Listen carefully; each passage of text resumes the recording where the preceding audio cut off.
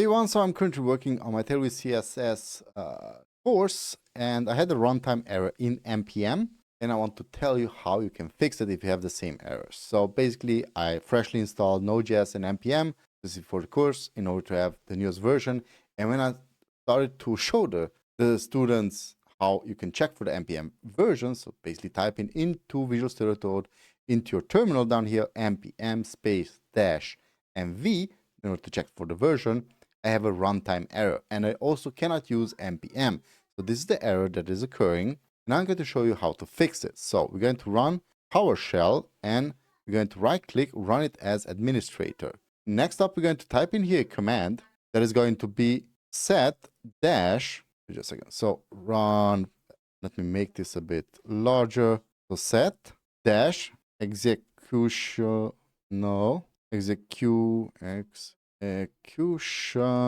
policy and remote and signed.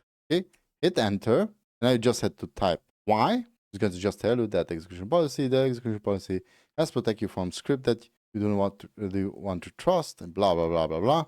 And because we're web developers, we do need to run scripts. So hit yes, and that's all you need to do.